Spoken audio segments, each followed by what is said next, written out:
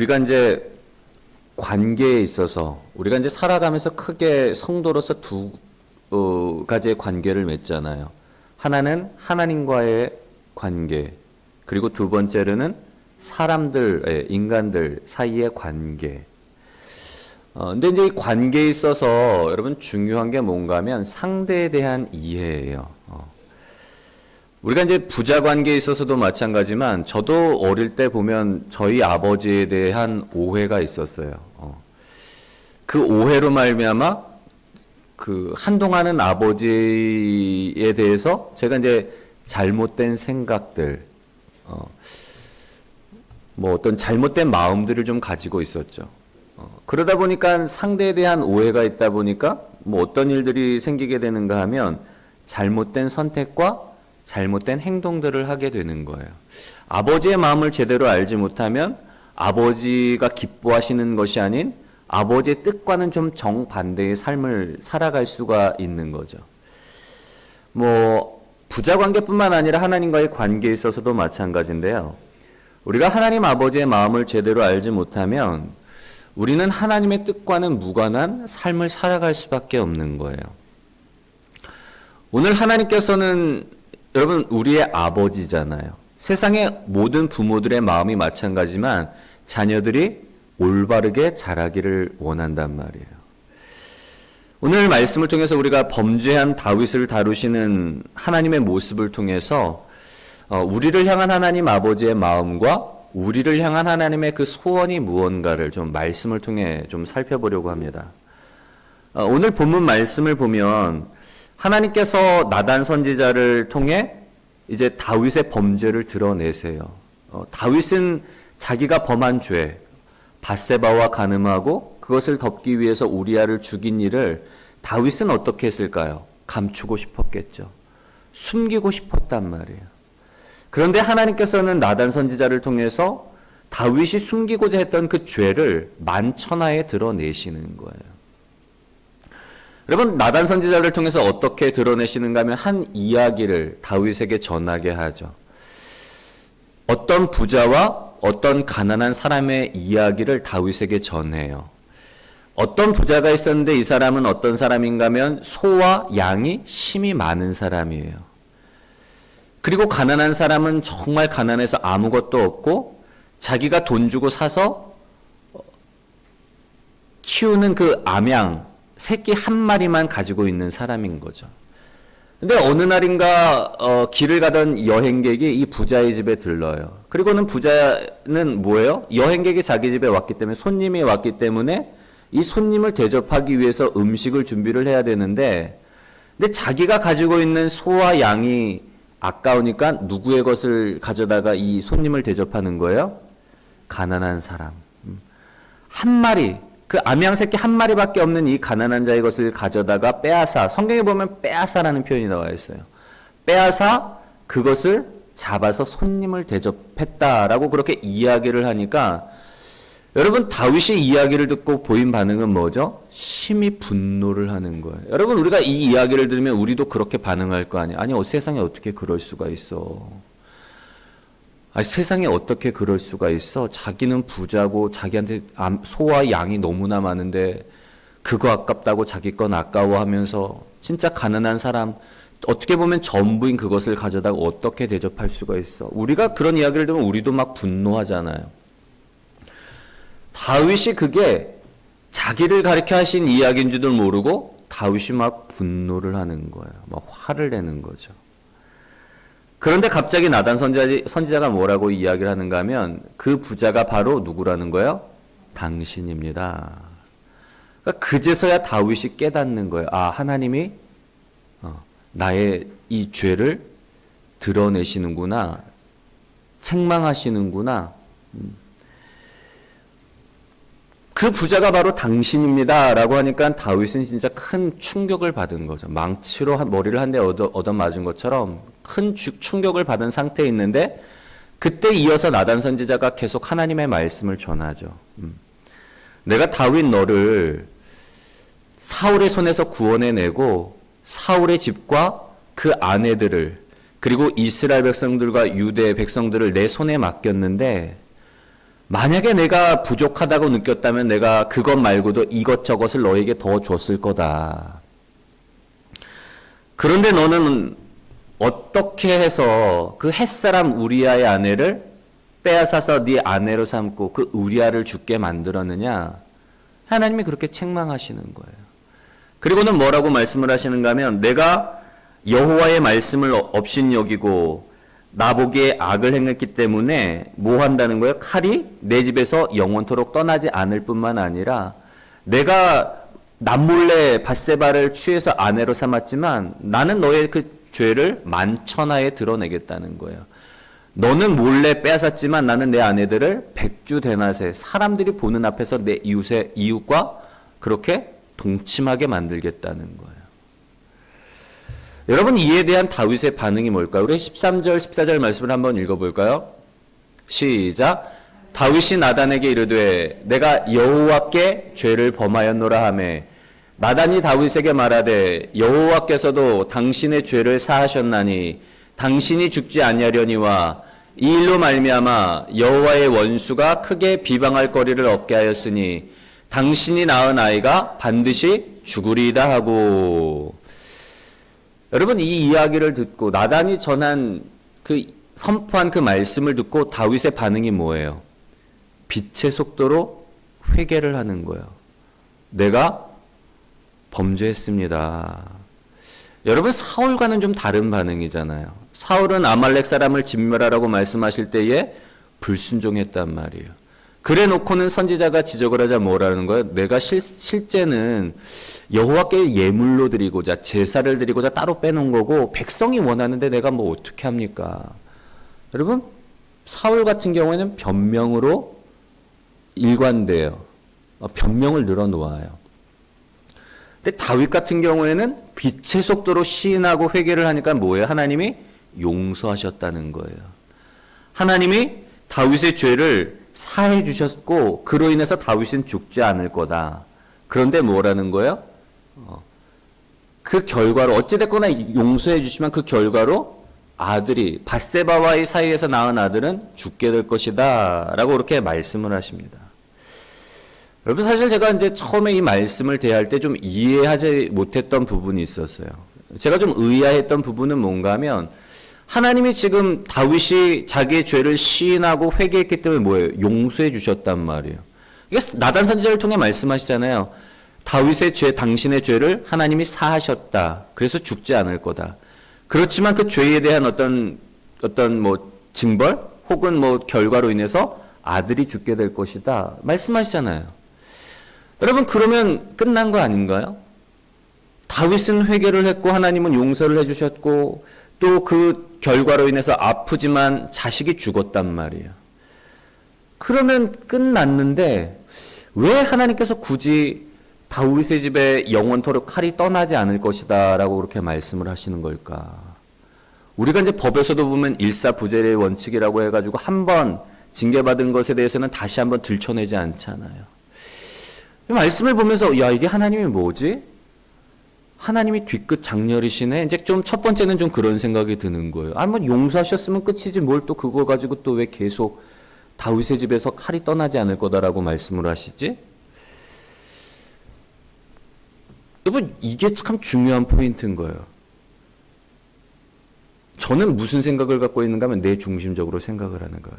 이게 정말 중요한 포인트라는 걸 이제 말씀을 통해서 이제 제가 다시 한번 쭉 왜 그런지를 이 말씀을 드릴 텐데 첫 번째는 그거예요. 왜 하나님이 분명히 용서해 주셨고 또 죄에 대해서 어떤 징계도 하셨는데 다윗의 집에서 영원토록 칼날이 떠나지 않을 거다라고 말씀을 하시는 걸까?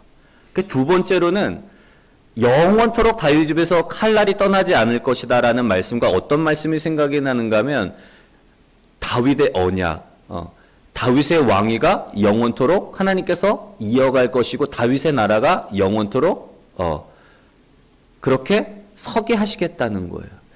그럼 이 두 개가 굉장히 좀 상충되잖아요. 한쪽에서는 칼이 영원토록 다윗의 집에 머무르고 또 다른 쪽에서는 하나님이 그럼에도 불구하고 다윗을 왕위를 경고케 하고 그의 뒤를 이어 왕들이 계속 나올 것이고 이게 뭐지? 하나님이 사이코패스신가? 한 집안의 칼과 어떻게 영광을 동시에 주시지? 이해가 안 가는 거예요. 딱 이제 말씀을 기도하면서 묵상하던 중에 이제 사무엘하 7장 13절부터 16절에서 답을 발견하게 됐는데, 여러분 한번 같이 한번 읽어볼까요? 시작.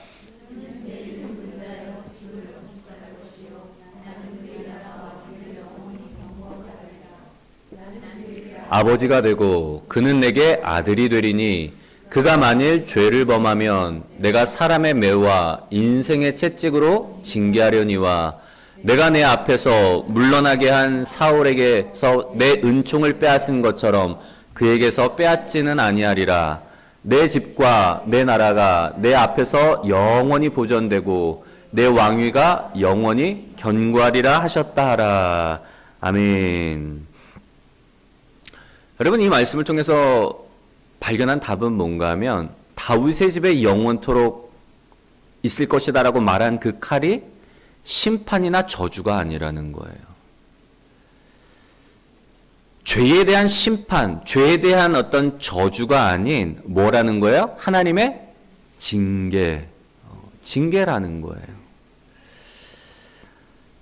여러분, 하나님이 다윗에 대해서 뭐라고 말씀을 하시는가 하면 다윗은 내 아들이니 나의 자녀니 그가 만일 죄를 범하면 뭐 하시겠다는 거예요? 징계하시겠다는 거예요.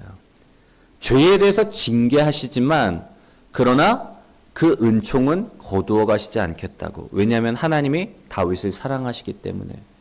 하나님이 다윗을 자기의 아들로 그렇게 여기고 삼아주셨기 때문에 죄에 대해서는 징계하지만 그러나 그 은총을 거두지는 않을 것이다. 그래서 왕위가 견고하고 그의 나라가 영원할 것이다 라고 말씀을 하시는 거예요. 여러분, 얼마나 놀라운 은혜의 말씀이에요. 죄에 대해서는 징계하시지만 그러나 은총을 거두지 아니하시는 그 하나님. 우리에게도 마찬가지인데요.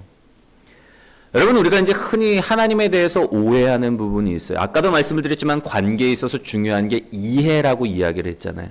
하나님이 어떤 분인지를 알아야지 하나님과의 올바른 관계를 형성할 수가 있는 거예요. 우리가 이제 하나님에 대해서 자칫 오해하기 쉬운 부분은 뭔가 하면 하나님은 어떤 하나님인가 하면 죄를 용서하시는 하나님인 거예요. 그건 맞아요. 그런데 우리는 어떤 오해를 갖고 있는가 하면 하나님이 죄를 용서해 주시는데 묻지도 않고 따지지도 않고 무조건적으로 용서하시는 하나님이다라고 그렇게 잘못 알고 있는 경우가 있어요. 여러분, 하나님은 죄를 용서하시는 하나님인데 그런데 무조건적으로 용서하시는 하나님이 아니란 말이에요. 오늘 말씀을 보면 뭐예요? 죄에 대해서는 뭐 하시는 거예요? 하나님이 용서하시지만 죄에 대해서 징계하신단 말이에요. 여러분, 아버지가 자녀를 징계하는 이유는 뭘까요? 사랑하기 때문에 징계를 하는 거예요. 자녀들이 잘못된 길을 가고 잘못된 삶을 살지 않도록 잘못을 범할 때, 죄를 범할 때에 따끔하게 야단치고 징계를 통해서 자녀들이 올바른 길로 걸어갈 수 있도록, 올바른 사람이 될 수 있도록 징계를 한단 말이에요. 왜냐하면 사랑하기 때문에. 여러분, 다윗의 집에 하나님께서 영원토록 있을 것이다라는 칼이 결코 심판이 아닌 거예요. 징계인 거예요. 우리가 이제 징계에 대해서 좀 살펴보려고 하는데요. 징계를 이루고 있는 두 가지 측면이 있습니다. 징계를 이루고 있는 두 가지 측면은 뭔가 하면 PPT 보여주시겠어요? 첫 번째는 뭐예요? 손해배상. 두 번째는 뭐예요? 처벌. 네.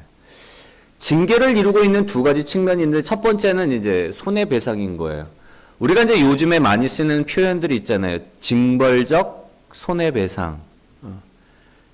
징벌의 성격으로 손해배상을 청구를 하는 거예요. 누가 어떤 잘못을 저질렀을 때에 징벌적인 어떤 측면으로 그 배상금을 물린단 말이에요.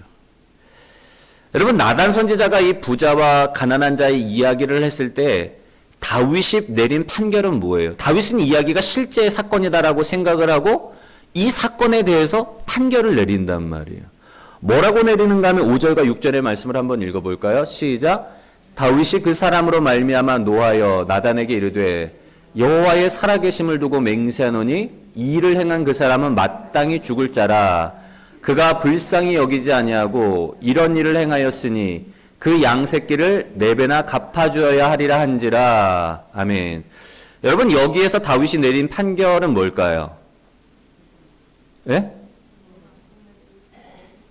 뭐라고요? 손해배상에 대해 뭘 어떻게 하라는 거예요? 4배로 갚으라는 거예요. 우리가 이제 착각하면 안 되는 건데, 그 사람은 마땅히 죽을 자라. 그건 뭔가 하면 다윗이 느낀 분노의 감정인 거예요. 야, 세상에 어떻게 아우, 저런 돌로 쳐 죽일 놈 같으니라고. 아니, 자기는 부자면서 어떻게 그 가난한 자의 그 남은 한 마리를 빼앗아다가 그걸 가지고 대접할 수 있어? 야, 세상에 그렇게 못된 놈이 있어? 와, 그 돌로 쳐 똥물에 튀겨 죽여도 시원찮을 놈 같으니라고. 딱 그런 감정인 거예요. 근데 판결은 뭐예요, 여러분? 빼앗아간 그 양에 대해서 4배로 갚으라는 거예요. 왜 그런가 하면 율법에 그렇게 규정되어 있기 때문에. 출애굽기 22장 1절의 말씀을 보면 한번 읽어볼까요? 시작. 사람이 소나 양을 도둑질하여 잡거나 팔면 그는 소 한 마리에 소 5마리로 갚고 양 한 마리에 양 4마리로 갚을지니라. 여러분, 이게 배상법이에요. 하나님이 율법을 통해서 이스라엘 백성들에게 주신 규정인데, 배상법에 따르면 남의 물건을 내가 남의 가축을 절도해 가거나 훔치거나 뭐 죽게 만들었으면 어떻게 하는 거예요? 갚아야 돼요. 손해배상을 해야 돼요. 양 한 마리에 대해서는 뭐예요? 양 4마리로 갚으라 했기 때문에 마음으로는 다윗이 막 끓어오르는 분노가 있지만 판결은 뭐예요? 법대로 양 4마리 갚아야 해요. 여러분, 이게 징계의 첫 번째 측면이고, 두 번째는 뭐라 그랬죠? 처벌이란 말이에요. 사무엘하 7장 14절의 말씀을 한번 읽어볼까요? 시작. 나는 그에게 아버지가 되고 그는 내게 아들이 되니니 그가 만일 죄를 범하면 내가 사람의 매와 인생의 채찍으로 징계하려니와. 아까도 말씀드렸지만 이게 다윗을 향해 하나님이 하신 말씀이잖아요. 내가 다윗을 너무 사랑해. 다윗을 나의 자녀 삼을 거야. 근데 만약에 다윗이 죄를 범하면 어떻게 된다는 거야? 자녀이고 아버지이기 때문에 그냥 묵인하는 게 아니라 징계하시겠다는 거예요. 자녀이기 때문에. 잘못에 대해서 징계를 하는데 사람의 매와 인생의 채찍으로 다윗의 죄에 대해서 징계하시겠다는 거예요.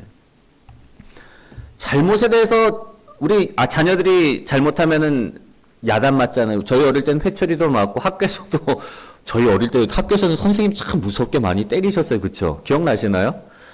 그 칠판 앞에 잡고 딱 있으면 선생님이 그 작대기 가지고 막 엉덩이를 종아리를 엄청나게 저도 학교 다니면서 많이 맞았는데 그게 여러분 징계잖아요. 처벌. 여러분, 하나님께서 다윗에게 내렸던 사람의 매, 인생의 채찍, 그 징계가 뭐예요? 뭘 가지고 징계를 하신 거예요? 그 칼이 뭐예요? 자녀였잖아요, 자녀. 자녀가 죽은 거예요. 밧세바와의 사이에서 낳은 그 자녀가 죽게 하심으로 다윗이 하나님께 어떻게 보면은 처벌을 받은 거예요. 죄에 대해서 징계를 받은 거예요. 여러분, 우리가 아주 중요한 사실을 여기서 한 가지 짚고 넘어가야 되는데, 여러분, 하나님께서는 우리를 사랑하시기 때문에 우리의 죄를 용서해 주세요. 그러나 그냥 용서해 주시는 게 아니라 징계를 하시는데, 그 징계가 어떻게 되는 거예요? 징계로 말미암아 우리가 잘못한 사람에 대해서 보상을 하고 우리가 잘못한 것에 대해서 처벌을 받아요. 그런데 그게 끝이 아닌 거예요.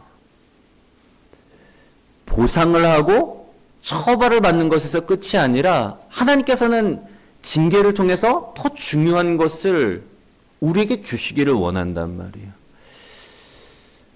여러분, 하나님께서 징계를 통해서 우리에게 원하시는 건 뭔가 하면 우리가 징계를 통해서 깨닫기를 원하는 거예요. 하나님이 원하시는 모습으로 변화되기를 원하시는데, 여러분, 그렇다면 하나님께서 다윗을 징계하심으로 말미암아 다윗이 깨닫기 원하셨던 건 뭘까요? 여러분 다윗이 판결이 뭐라 그랬죠? 그 이야기를 듣고 보상하라는 거예요. 양 4마리로 갚으라고. 그리고 자기가 어떻게 보면은 뭐 보상을 하고 자기가 책망을 이제 처벌을 받았기 때문에 받는 입장에서는 뭐예요? 끝났다라고 생각할 수가 있어요. 아까도 제가 처음에 말씀을 드렸잖아요. 제가 처음에 이 말씀을 듣고 이해가 안 됐던 부분이 아니 하나님이 용서해 주셨고 다윗이 그의 죄에 대한 처벌을 받았는데 그럼 끝이 아니야? 왜 제가 그렇게 생각했어요? 자기중심적으로 생각했기 때문에. 나는 내 잘못에 대해서 회개했고 나는 내 잘못에 대해서 처벌받았어. 그리고 하나님이 용서해 주셨어. 내 중심적으로 생각하면 뭐야? 끝이다라는 거예요. 하나님은 거기서 끝나기를 원하지 않는 거예요. 하나님이 원하시는 건 뭐예요? 보기를 원하시는 거예요, 여러분. 여러분, 이 가난한 사람에게 있어서 이 양은 뭐예요? 그냥 한 마리의 양이 아니란 말이에요. 성경에 보면은 이 사람이 돈을 주고 이 암양 새끼 한 마리를 데리고 왔는데 데리고 올 순간부터 어떻게 키우는 거예요? 자기 자녀들과 함께 자라면서 자기 집에서 함께 먹고 자기가 마시던 잔으로 함께 마시고 자기가 자는 잠자리에서 이 양과 함께 잠으로 인해서 이 양은 이 사람에게 있어서 뭐처럼 여겼다는 거예요? 딸처럼 여겼다는 거예요. 여러분 집에서 강아지나 고양이 키우시는 분들은 아시잖아요. 동물이지만 그냥 동물이 아닌 거예요. 동물과 교감을 한단 말이에요. 한 집에서 살면서 먹이를 주고 같이 생활을 하면서 개나 고양이들도 주인을 엄마 아빠처럼 따라요.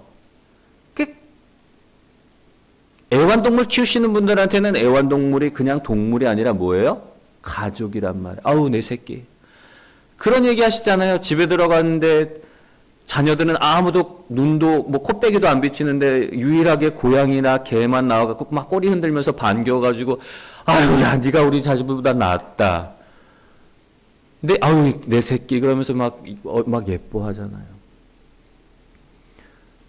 여러분 이 부자가 이 양의 새끼를 데리고 가서 잡아다가 죽이고 대접해서 그에 대한 보상으로 4배, 4마리 다니는 양을 준다고 한들 이 4마리의 양이 이 가난한 사람이 잃어버린 그 한 마리의 양과 같을 수 있어요? 없어요.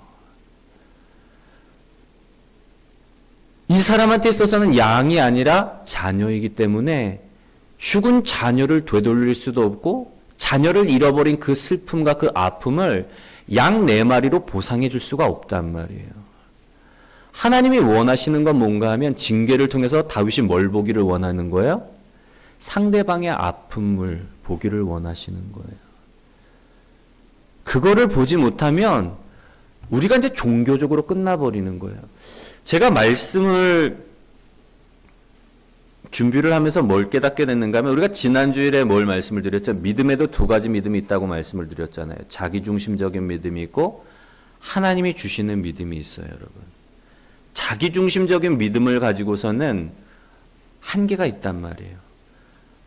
우리가 자기중심적인 믿음에서 하나님이 주시는 믿음으로 가야지 비로소 우리가 생명을 누리게 되고 비로소 우리가 진정한 어떤 하나님의 나라를 유업으로 받고 누릴 수가 있는 거예요. 율법에 머물러서는 안 되잖아요.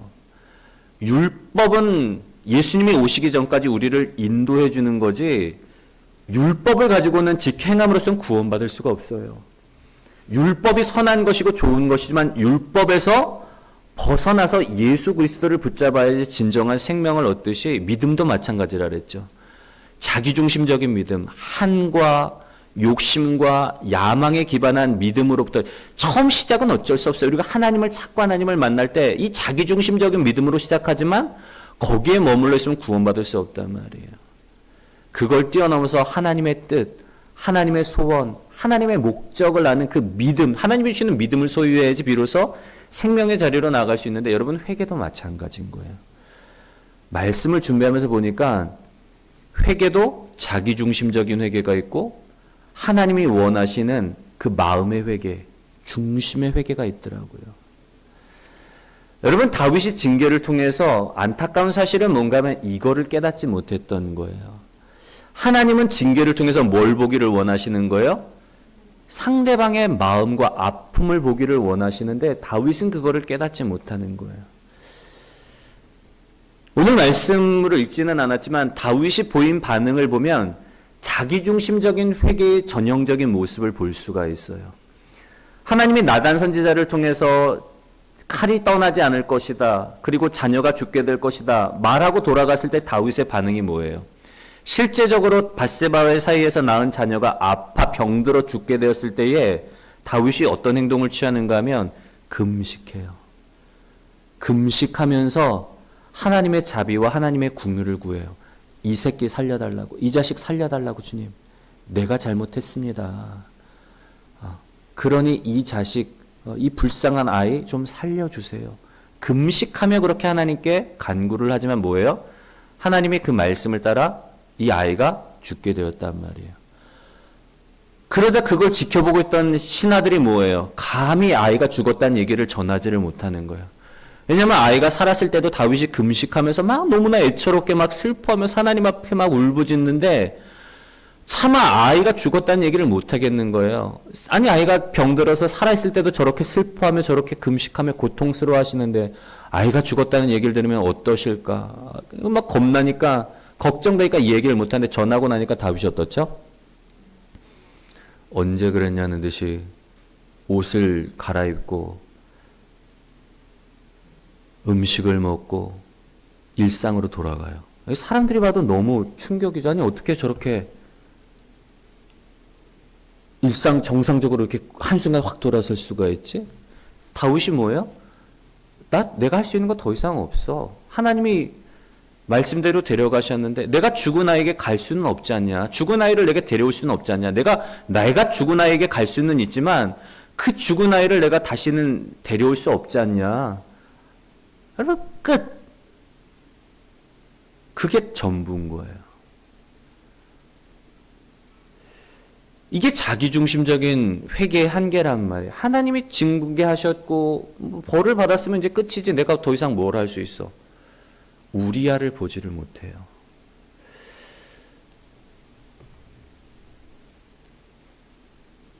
자기중심적인 회개의 한계는 뭔가 하면 아니 나는 법대로 보상을 다 해줬고 나는 그걸로 인해서 징계를 받았으면 끝이지 내가 더 이상 뭘 어떻게 해줘. 이게 전부인 거예요. 자기중심적인 회개. 근데 안타까운 건 뭐예요? 다윗이 자기중심적인 회개로 끝났기 때문에 다윗의 집안에 그 칼날이 사라지지 않는 거예요.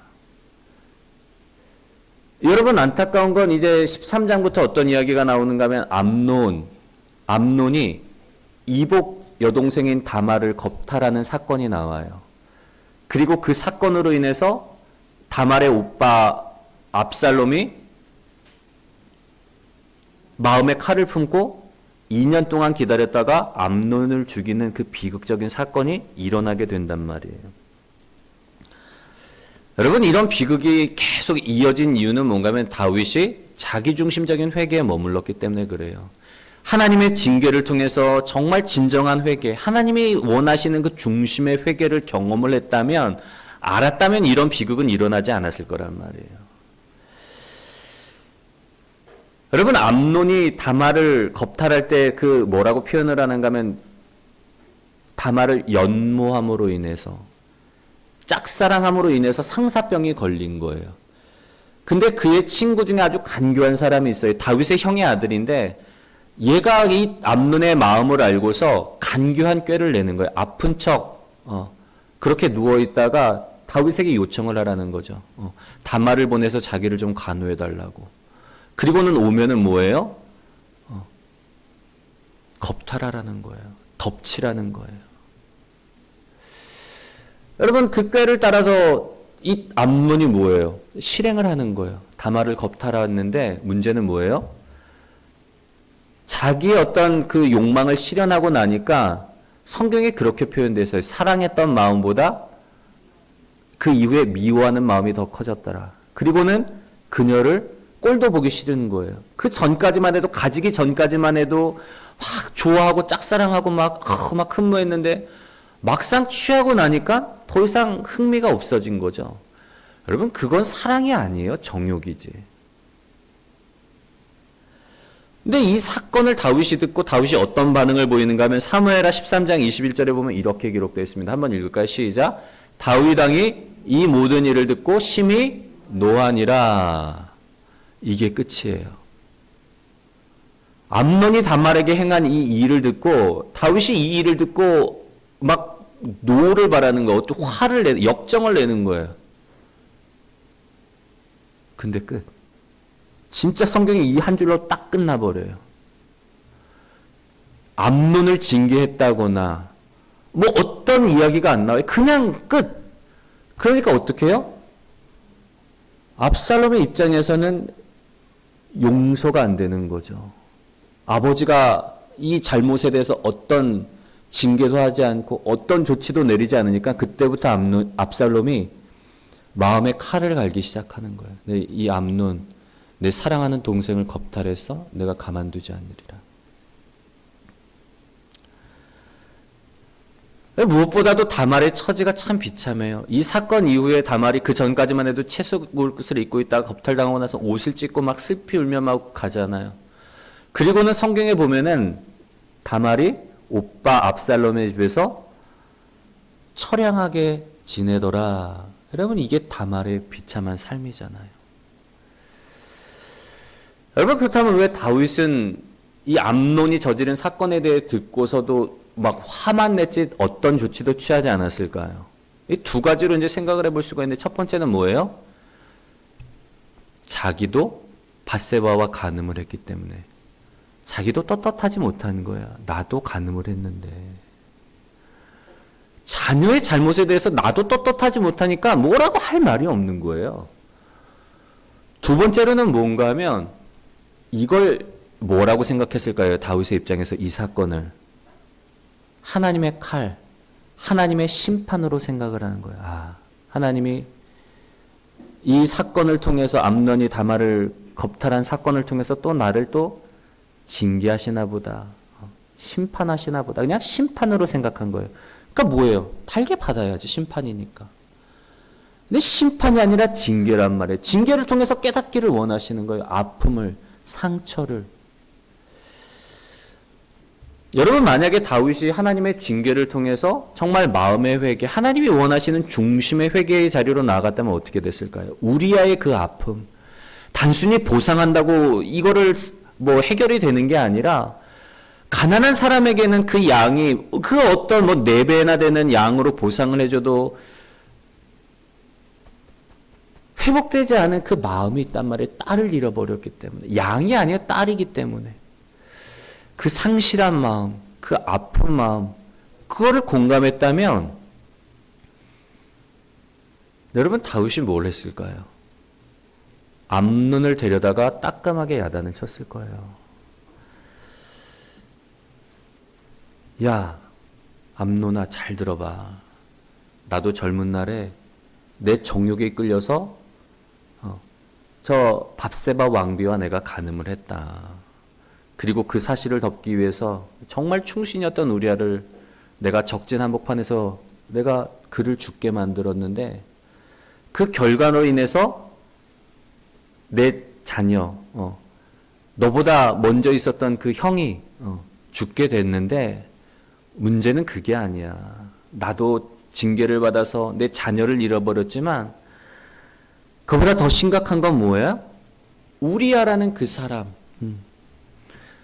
내 정욕으로 인해서 나는 한 사람을 죽게 만들었었고, 그리고 우리아와 밧세바 사이에서 태어날 수 있는, 분명히 내가 밧세바와 간음을 하지 않았다면 우리아와 밧세바 사이에서도 자녀들이 태어나서 행복한 가정을 이룰 수 있었는데, 나는 태어나보지 못한, 미처 피어보지도 못한 그 꽃송이를 꺾음으로 인해서 그 가정 가운데 큰 슬픔과 나는 그 아픔을 가져다 줬어. 이건 내가 평생 짊어지고 가야 될 나의 어떤 짐이고 아픔이야. 너는 네 청년의 정욕을 채우기 위해서 다말을 겁탈했는데, 너 다말 지금 봐. 오빠 집에서 슬피 울면서 평생의 삶을 저 슬픔 속에서 지낼, 너는 네 정욕을 채우기 위해서 그런 일을 벌였지만 다말의 인생을 생각해 봐라. 얼마나 비참한 삶을 살지. 너 그러면 안 돼. 여러분 그게 징계인 거예요. 그러면서 뭐예요? 거기에 대한 징계와 처벌을 내렸다면 암논도 깨달았겠죠. 아, 내가 큰 잘못을 저질렀구나. 그리고 그러면 여러분 어떻겠어요? 다말도 압살롬의 마음 가운데도 서운한 마음이 남지 않았을 거란 말이에요. 네가 겁탈했으니까 네가 평생 책임지고 데리고 살아. 속죄하는 마음으로 버릴 수 없는 아내로 평생 사랑하며 살아. 그러면 다말의 인생도 암논의 인생도 압살롬의 인생도 분명히 지금과는 다른, 성경에 기록된 것과는 다른 또 다른 결말을 맞이할 수 있을 거란 말이에요. 근데 다윗은 깨닫지를 못했던 거예요. 그냥 자기중심적인 회개에 끝나다 보니까 하나님께서는 징계를 통해서 잘못을 지적하실 뿐만 아니라 그 징계를 통해서 뭘 하기를 원하시는 거예요? 상대방을 보기를 원하시는 거예요.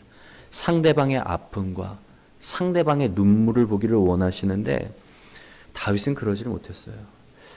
여러분, 하나님께서 우리에게 징계하시는 이유는 뭔가 하면 우리 징계로 말미암아 우리가 중심의 회개로 나아가기를 원해요. 그리고 중심의 회개를 할 때 어떤 일들로 이어지는가 하면 여러분 중심의 회개를 할 때는 사명의 길로 이어지게 되는 거예요. 다윗이 우리아에게 행한 일들을 내가 진짜 큰 잘못을 저질렀구나. 내가 한 사람의 인생을 끝장냈을 뿐만 아니라 우리아와 밧세바의 사이에서 태어날 수 있는 가능성마저도 짓밟아버린 거잖아요. 그 자녀들을 태어나지도 못하게 한 그 자녀들. 근데 하나님께서 다윗을 징계하실 때 자녀들을 통해서 징계하심으로 말미암아 그걸 깨닫게 하는 거예요. 내가 강탈해서 빼앗은 자녀인데 그 자녀가 나에게 기쁨을 주는 게 아니라 자녀들이 나에게 가시가 되고 아픔이 되어서 우리아의 아픔을 보게 한단 말이에요. 그러면 다윗은 뭐 해야 돼요? 제2의 우리아, 제3의 우리아가 나오지 못하도록 방지하는 게 다윗의 사명인 거예요. 암논이 자기와는 똑같은 실수를 범하고 다말에게서 지우지 못할 상처를 주도록 하는 게 아니라 다윗은 암논이 나와 같은 실수를 범하지 않도록 올바른 길로 걸어갈 수 있도록 자기의 아픔을 드러내고 수치를 드러내고 나는 실패했지만 너는 똑바른 길로 가야 돼. 여러분 그게 사명인 거예요. 저를 따라서 한번 고백을 해볼까요? 징계는 중심의 회개로, 중심의 회개는 사명의 길로 이어져야 합니다. 아멘. 여러분 하나님께서 우리를 사랑하시기 때문에 우리의 죄에 대해서 용서하시지만 그냥 용서하시는 게 아니에요. 징계하세요. 왜요? 징계를 통해서 우리가 중심으로 회개하도록. 자기중심적인 회개에서 끝나면 나 보상했어. 나 처벌받았어. 끝이 아니란 말이에요. 여러분 좀 자녀 입시 비리 문제로 검찰 조사와 기소를 당하신 분이 있죠. 그분이 이제 뭐라고 이야기를 하는가 하면 3년 동안 검찰이 나와 내 가족을 집요하게 공격했다는 거예요. 여러분 검찰이 3년 동안 막 기소하고 막 조사하고 그런 이유는 뭐예요? 인정을 안 하니까 그렇잖아요. 내가 그분의 잘못을 따지는 게 아니에요. 그냥 예로 들어드리는 거 현실에서. 인정을 안 하기 때문에 3년 동안 검찰이 조사하고 오라가라 뭐 하고 기소를 했단 말이에요.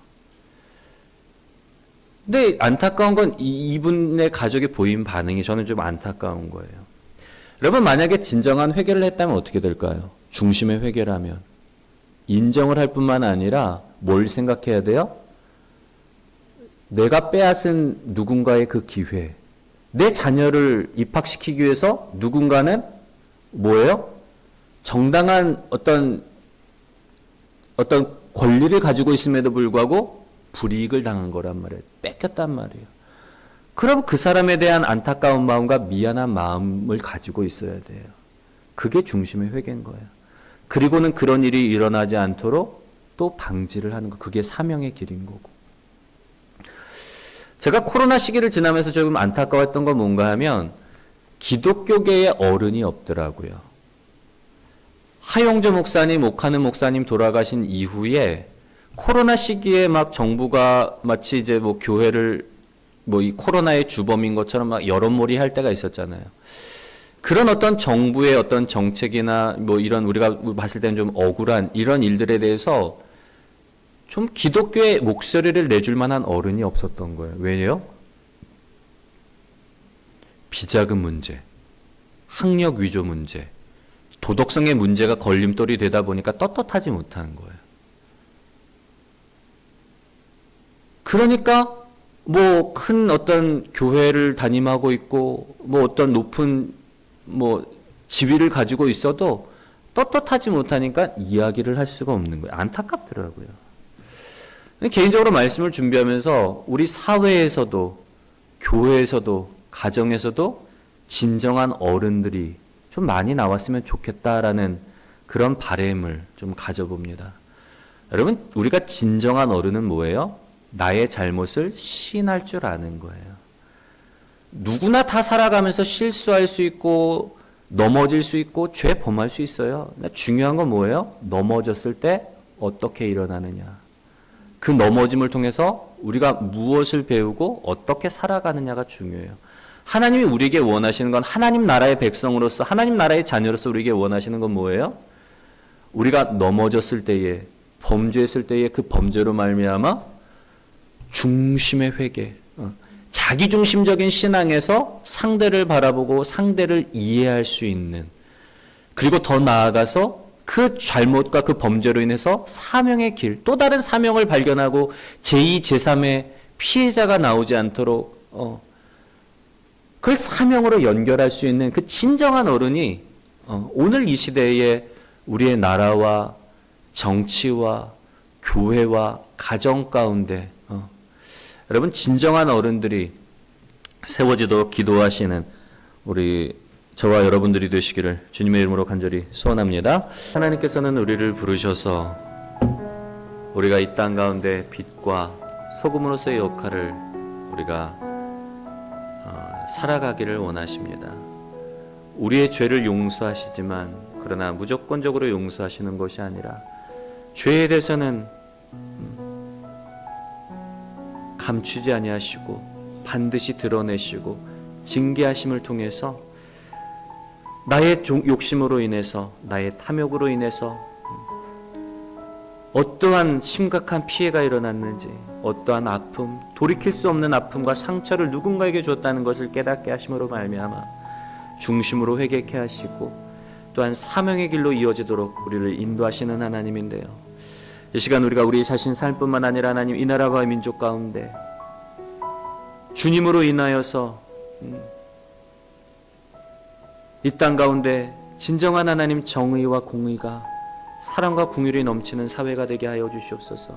자기중심적인 삶, 자기중심적인 믿음, 자기중심적인 회개가 아니라 하나님과의 관계에 있어서도 사람들과의 관계에 있어서도 서로를 이해하고 서로를 바라볼 수 있는 주님 안에서 사랑하며 주님 안에서 바라볼 수 있는 진정한 하나님의 나라가 이 땅 가운데 이루어지게 하여 주시옵소서. 한과 하나님 미움과 욕심이 가득한 세상이 아닌 그리스도 예수의 사랑으로 말미암아 치유되어지는 하나님의 나라가 이 땅 가운데 또한 내 삶 가운데 이루어지게 하여 주시옵소서. 우리 말씀을 생각하며 우리 주여 한번 통성으로 주시네 기도합니다.